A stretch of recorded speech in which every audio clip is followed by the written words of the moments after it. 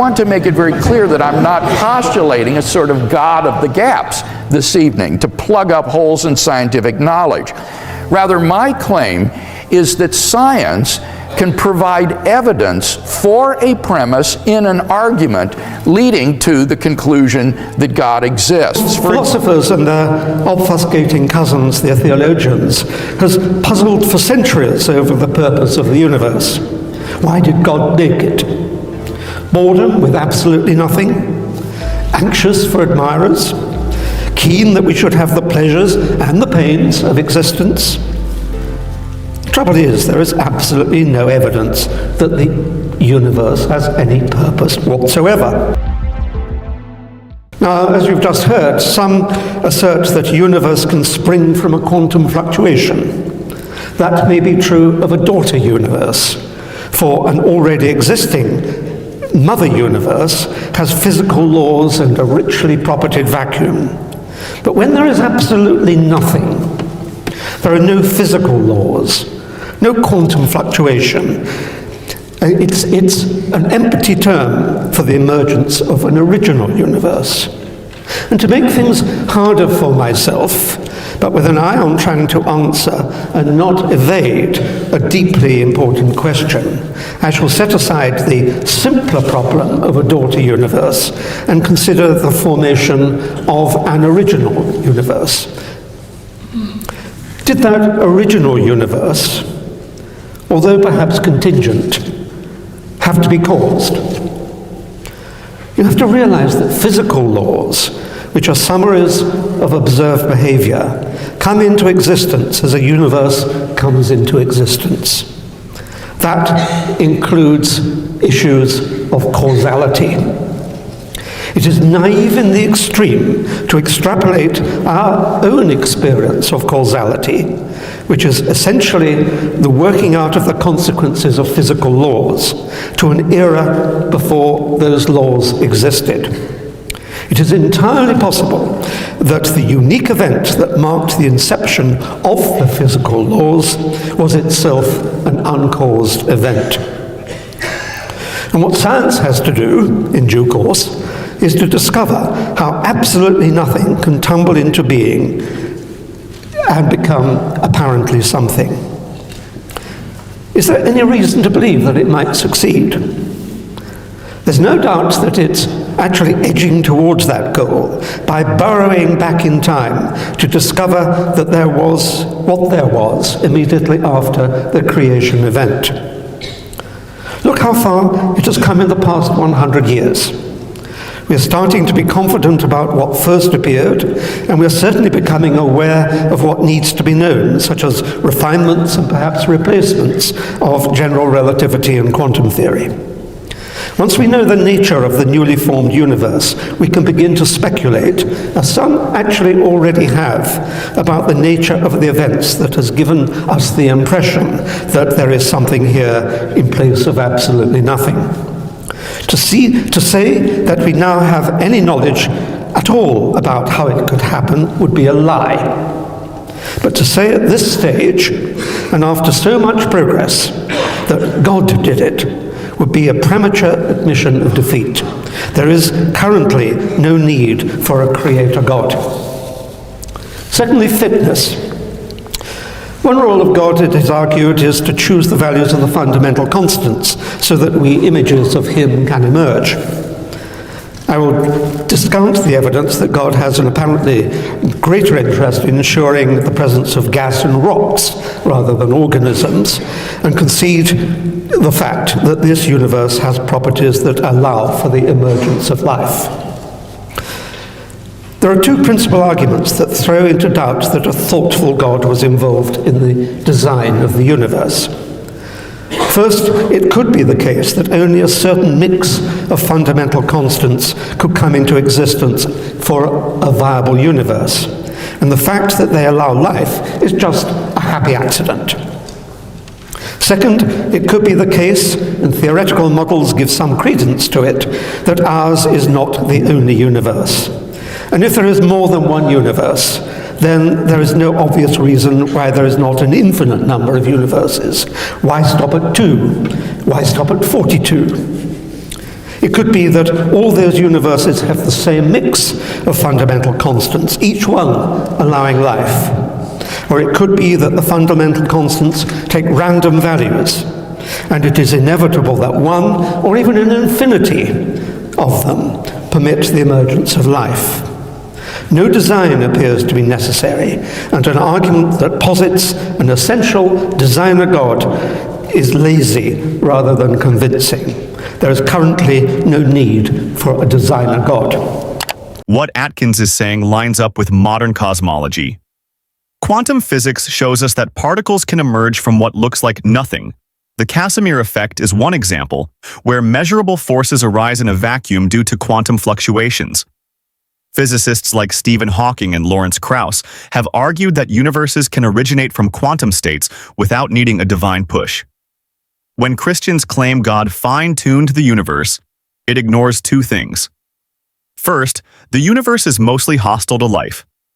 99.9999% is empty space, radiation, and gas.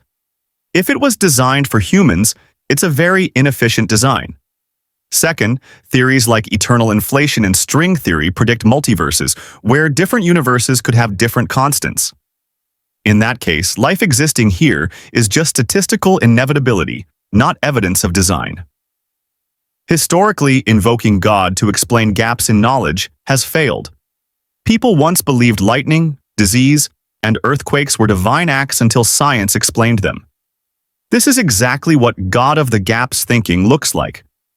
Even the Bible reflects pre-scientific cosmology, a flat earth under a firmament in Genesis 1:6-8, which shows it isn't a reliable source of cosmology.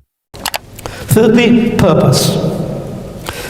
Philosophers and their obfuscating cousins, the theologians, has puzzled for centuries over the purpose of the universe. Why did God make it? Boredom with absolutely nothing? Anxious for admirers? Keen that we should have the pleasures and the pains of existence? The trouble is, there is absolutely no evidence that the universe has any purpose whatsoever. This, like causality, is an extrapolation of puny human experience to an inappropriate cosmic scale. Each of us, of course, has purposes of various kinds, and so surely, they say, the universe has one too. Science proceeds to elucidate the workings of the world without invoking purpose, and finds not one jot of evidence for it. In fact, in my view, there is a grandeur in an entity as great as a universe, just hanging there, wholly without purpose. And if there is no purpose, there is no need to posit a purposeful God. Fourthly, miracles. I shall adopt the perhaps naive but common view that a miracle involves the suspension of natural law. Miracles of that kind have never, ever been observed. There is not one atom of reliable evidence that God has ever intervened in the world to suspend his laws. That the path to canonization requires physicians to certify that an event cannot be explained except by God responding to intercession by a candidate saint should result in the physicians being struck off for incompetence if they aver that a cure has no natural explanation. Even that great, pivotal, purported miracle, the resurrection, is a total fabrication, with other explanations far more cogent than anything divine. Even given that Jesus existed and was crucified, was he merely in a coma? Was his disappearance a cover-up for political reasons? Was it Golgotha Gate? Did the women forget which of the many post-crucifixion holes in the ground he was buried in? The Gospels are wholly unreliable, being politically motivated propaganda manifestos written long after the events they purport to report. As no miracle has ever occurred, to assert that miracles are evidence for God is an empty argument. Theodicy. that an all-loving God permits evil to stalk the world, including, most dreadfully, the unconscious evil of evolution by natural selection, has puzzled theologians since the beginning of time, and all manner of convoluted explanations have been proposed. There is, of course, an extraordinarily simple explanation. There is no all-loving God. Indeed, to anyone with an open mind, the existence of evil, the torment, accident and neighbour visited upon the innocent, is in fact evidence against the existence of God. Morality, my sixth and final point. God is commonly presumed to be the fountainhead of love, and as such, the source of the distinction between good and evil. In my view, the distinction has emerged in the course of our evolutionary history. But it's not just the consequence of red in tooth and claw. Red in tooth and claw is coated in the milk of human kindness by our emerging ability to consider the consequences of our actions. To discover the roots of ethics, we might consult the so-called holy books for a variety of anecdotes and experiences that might match our own. But to understand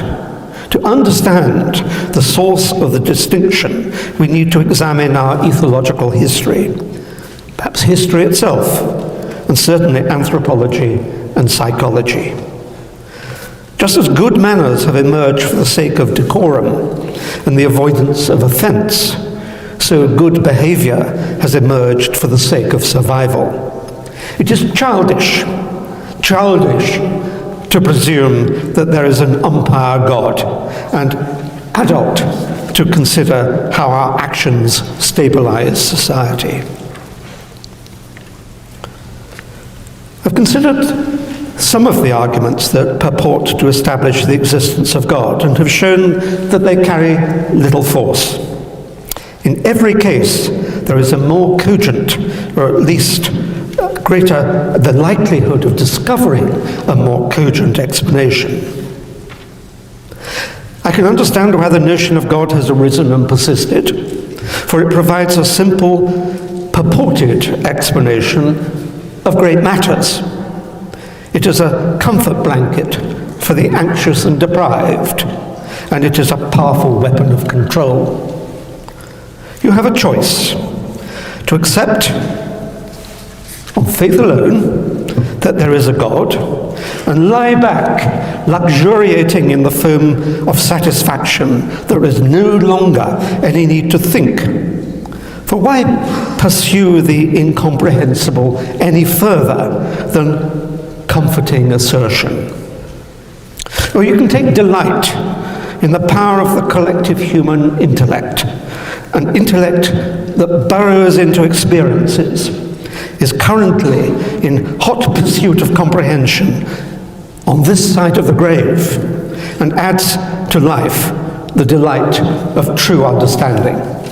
Thank you very much. When Atkins points out that the universe shows no purpose, science backs that up. The cosmos is mostly chaos, supernovae, black holes, and endless void.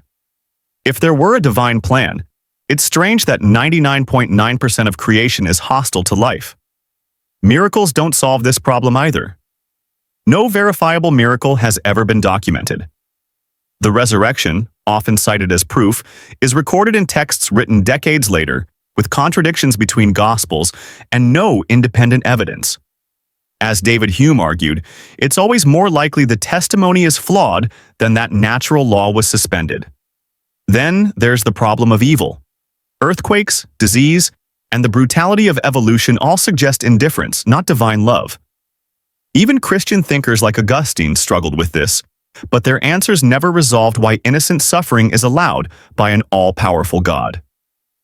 Finally, morality is better explained by evolution and society than by religion. Studies in evolutionary psychology show cooperation and empathy helped humans survive long before Christianity existed. And the Bible itself permits slavery and violence, proving it's not the source of universal ethics. First, that there are good reasons to think that theism is true, and secondly, that there are not comparably good reasons to think that atheism is true. Now let's turn to that second contention, that there are not comparably good reasons to think that atheism is true. In his opening speech, Dr. Atkins more or less admitted this. He said that I cannot prove that God does not exist. I can only show that God is not necessary. Well, now notice that merely leaves you with agnosticism, that is to say, the position that you don't know whether or not God exists. And that's not incompatible with the existence of God or even Christian theism. Indeed, many Christian theologians hold the position that there aren't good arguments for God's existence. I disagree with them, but nevertheless, that's consistent with a Christian position. So, at most, we're left with agnosticism. Secondly, Dr. Atkins also says that he rejects any sort of God of the gaps approach. There's nothing in the universe that cannot be scientifically explained. Now, he admits that's merely a promissory note. He takes that by faith. But nevertheless, I want to make it very clear that I'm not postulating a sort of God of the gaps this evening to plug up holes in scientific knowledge. Rather, my claim is that science can provide evidence for a premise in an argument leading to the conclusion that God exists. For example, in my cosmological argument, there's scientific evidence for that key premise that the universe began to exist. So science does help, I think, to establish theism, not directly but indirectly by supplying evidence for a premise in a philosophical argument leading to a theological conclusion. And so I want to insist as clearly as I can that this is not a debate between science and religion tonight. On the contrary, I think that science provides good evidence for premises in arguments that have theologically significant conclusions. Finally, he does allude very briefly to the problem of evil, saying that this makes it unlikely that God exists. Now, what Dr. Atkins seems to be saying here, although he didn't flesh out this argument, is there's some kind of an inconsistency between the statement God exists and evil exists. But the problem is those two statements are not logically contradictory with each other. And therefore, the atheist must be assuming some implicit premises, some hidden assumptions that would bring out that contradiction and make it explicit. The problem is no atheist has ever been able to identify what those hidden premises are, and if Dr. Atkins knows what they are, then I will ask him to please share them with us and to show us that those premises are necessarily true, because unless and until he does that, he hasn't shown any incompatibility between God and the evil in the world. Indeed, I would say that we can actually go one step further. We can actually show that God and the evil in the world are consistent. To do that, all you need to do is find a third statement that is composable or consistent with God's existence that entails that evil exists. Here's such a statement. God has morally sufficient reasons for permitting the evil in the world. As long as that is even possibly true, it shows that God and evil are logically consistent with each other. So Dr. Atkins would have to show us that it is impossible that God could have morally sufficient reasons for allowing the evil in the world. And in so doing, he will have taken on a burden of proof that is simply unsustainable by the atheist. The prominent metaphysician Peter Van Inwagen says, "It used to be held that evil was incompatible with the existence of God, that no possible world contained both God and evil. So far as I am able to tell, this thesis is no longer defended, not even by atheists." So we've not heard any good arguments for atheism this evening. What about my arguments on behalf of theism? First, I argued that the origin of the universe points to the existence of God. I argued first that the universe began to exist, and I presented both philosophical arguments and scientific evidence in support of that premise, and Dr. Atkins doesn't deny it. Then I said, if the universe did begin to exist, then there was a transcendent cause of the universe which brought it into being. And here Dr. Atkins says, well, science can't explain how nothingness can turn into something, but he hopes that eventually it will. Now, it needs to be understood, first of all, that Professor Atkins is asking the wrong question. The question is not how nothing can turn itself into something.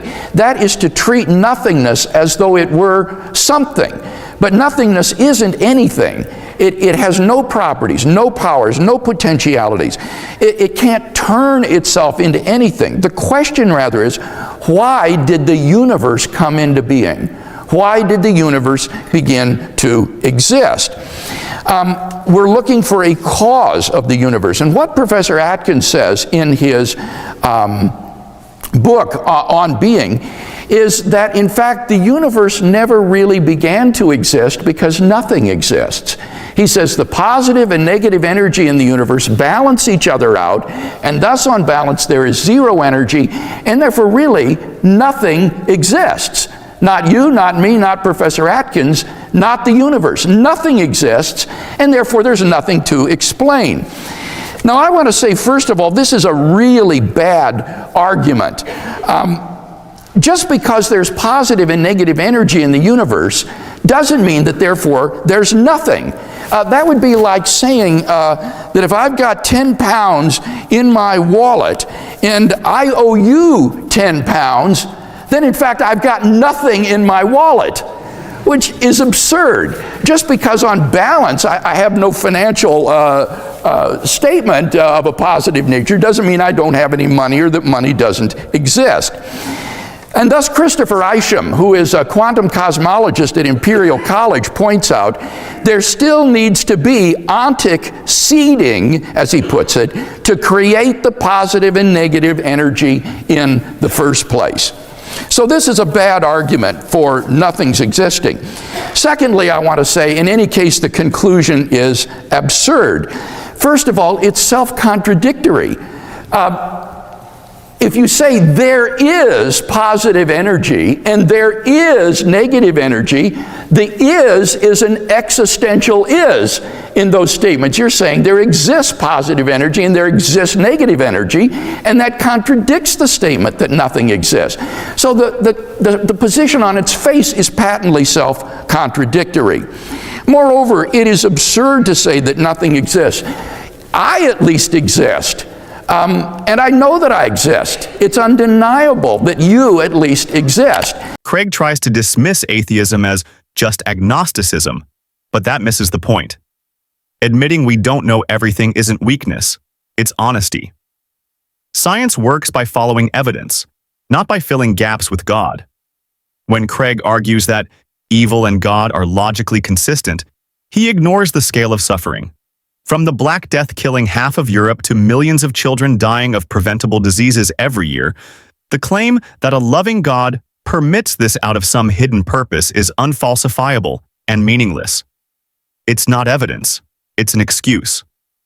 He also attacks the idea of a universe from nothing, but modern cosmology shows energy can emerge from quantum fluctuations, where positive and negative values balance out.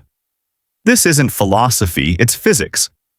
The Casimir effect and Hawking radiation demonstrate this at small scales today. Saying God did it adds nothing to our understanding. History shows that every time religion claimed authority, from geocentrism to creationism, science eventually proved it wrong. Atheism isn't about certainty, it's about following the evidence wherever it leads, without assuming a divine conclusion. So here's the real question. Do we accept mystery as God, or do we embrace human curiosity to keep searching for real answers? Comment below with your thoughts. Hit like if this helped clarify the debate, and don't forget to subscribe for more deep dives like this one.